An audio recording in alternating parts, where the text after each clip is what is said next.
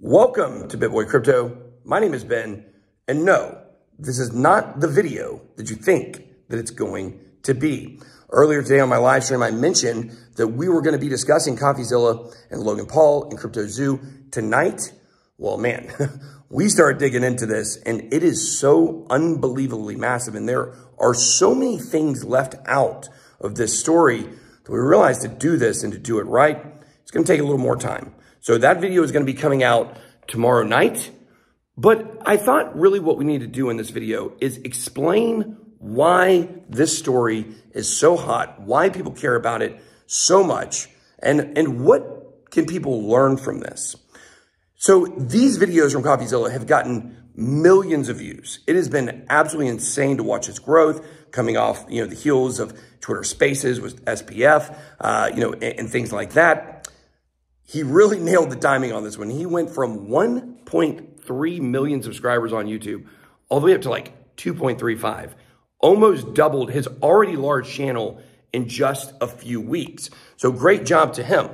But the fact is we've now gotten a video response from Logan Paul to the CryptoZoo fiasco. So we've gotten Coffeezilla's side. We've gotten Logan Paul's side. But it's very interesting. We haven't really got the crypto side. And the crypto side is the one that's going to fill in a lot of the gaps and a lot of the holes that I think people really need to understand about this story and really what this means going forward for crypto and how we can use this not to see these types of things happen again in the next bull run. When I said this is not a crypto story, people might be like, what do you mean? It's an NFT.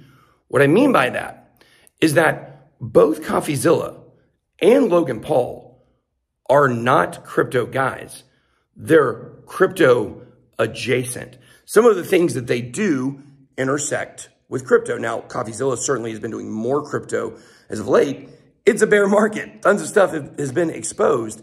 But if you look at the history of his channel, he certainly is not, not only is he not a crypto culture guy, he's actually very pessimistic. I don't know if I would necessarily say he's totally anti-crypto, but he definitely leans with that bias of negativity first. And so nobody in crypto on YouTube gets the kinds of numbers that Coffeezilla was able to gather off of this video series. And it really got me thinking about how his audience is not a crypto audience per se. Some overlap. Logan Paul, his audience, some overlap. The audiences themselves. And we know that because no one in crypto gets those kinds of numbers. 5, 7 million views. It's absolutely insane to think about the level of virality that this story went. And it was a 3-part series. So, of course, it just kept going and going and going. And that was a really good job by him of, and it's too much to cover in one video for all of its research. But the fact is, we can learn something about this in crypto. There is a gigantic crowd out there, a gigantic audience that we're not reaching with our message at all. Bear market, obviously, attention is down. But the viewership and attention on YouTube is not across the entire platform. But in crypto, it is. Of course, it's very tied to the prices and things like that. But the mood in general of people when they think about crypto right now is very anti-crypto. Of course, we just saw FTX. We just saw Celsius. We just saw Three Arrows Capital. Right now we're seeing Digital Currency Group and Genesis Trading and Silvergate. The contagion, it just continues, continues, and continues. And yet, all of that being said, all of that, it equals negativity. People are now, in my opinion, I think, starting to tune out to some of these higher institutional level stories. FTX was interesting because Sam Bankman-Fried had interesting hair. But your average person out there in the United States right now is not interested in learning about crypto. They may or may not think it's a scam, but the prices are down so far that it's just something that many of them are not talking about. There are some retail investors who are starting to slowly trickle back in. But this is what blows me away. People are massively more interested in what Logan Paul, an influencer who is not in crypto, who really shows a lot of ignorance and explanations when he talks about crypto. I'm not making a decision right now on whether he's a bad guy, or I'm not saying he's an idiot, but I'm saying it's very clear his crypto education is not at a super high level, and yet he was leading different movements for his community to get involved in things in crypto. People care more about Logan Paul being exposed and being called a scammer and he made $6 million, I think is the number. I'm getting confused on the numbers right now, but millions of dollars were made on this crypto zoo project.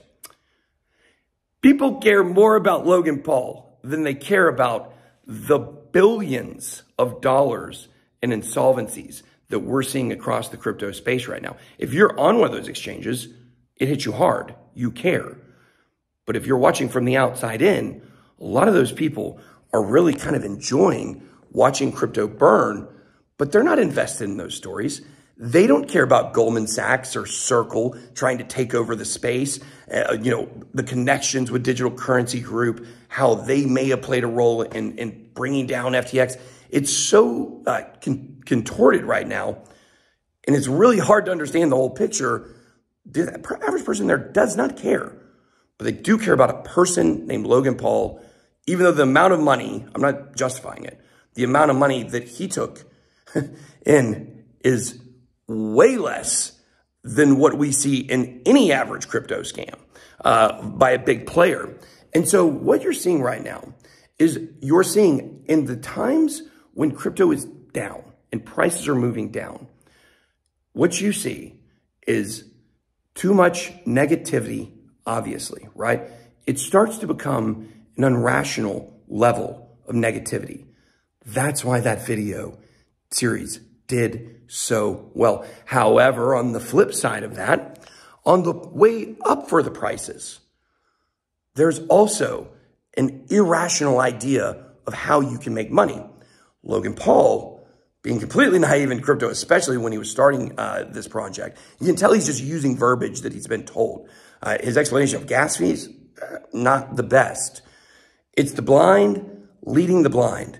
And people give him too much credit as a mainstream influencer that he's going to have some type of impact in a world that he's foreign to in crypto. We need to stop being so irrational with our emotions on the way up and the way down. You need to find solid resources that you can go to get proper information, and don't rely on mainstream influencers that aren't here every single day. And I say be wary of those who come in when the time is good and leave when it's bad. They make crypto videos when the prices are popping, and they leave you high and dry wondering what the heck happened when the prices go down. On the way up, you have the blind leading the blind. On the way down, you have the angry and pessimistic, the biased negativity towards crypto leading the angry, pessimistic bias in crypto. So what's the answer? The answer is education. It's during these times to where there's so much irrationality, there's so much negativity. Everything in crypto is a scam, people say right now. That's definitely not true at all. That the smart people, they get educated. They take this time to make sure that they understand what they're talking about, so they can watch someone like Logan Paul and understand that they know more than he does about crypto, being able to pick out some of these scams before they occur instead of years after, and having to tell the story instead of preventing the action. That's what we want to move to in crypto, preventing these things, not just picking up the pieces after they're done. Education over emotion.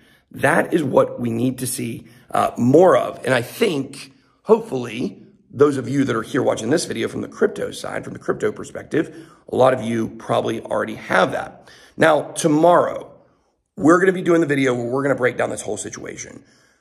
I did not feel like we would be doing it justice to just throw something out there once we really started digging into it. I hadn't really watched the videos before today because it's not really a crypto story. There's a little overlap with some players that are involved in the story, but people in crypto were not investing in Logan Paul's NFTs. That was people in his audience. Coffeezilla, right? His audience, Anticrypto, right? So the fact is that we're going to give you the crypto perspective tomorrow. We're going to pull all of the threads at this thing. We're going to tie some of the things together. We're going to show you some things that you may not know. And it's going to be a good breakdown, not from someone who's outside of the space, but someone that is inside of it. Now, when we talk about education, I teased this morning on my live stream, and my book is out, Catching Up to Crypto. Speaking of education, now I did say I was doing this morning. This is not a cheap shill of my book, but this is Catching Up to Crypto. We are doing a giveaway to celebrate the launch of the book. Just a 10-second overview of the book.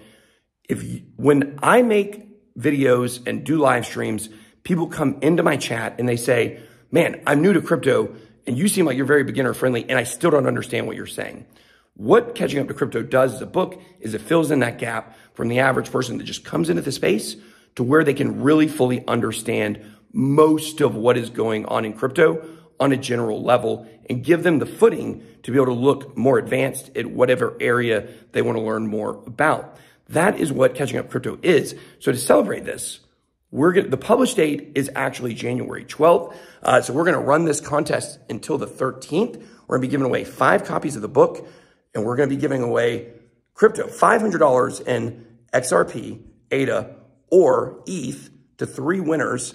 And so you guys can go down below to the link in the description. And you guys can enter the contest. Did I say it's 5 signed copies? I am going to be signing those copies.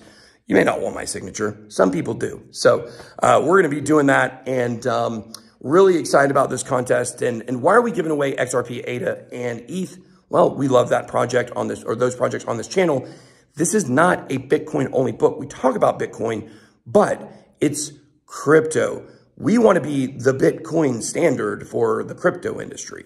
That's what we're looking to do. In my opinion, there's not been a book that's really been able to capture this entire space with a lot of perspective from an educational standpoint that's easy to read and get you where you want to be. Check that down below in the description. That's all I got. Be blessed. See you tomorrow with the breakdown. Big boy out.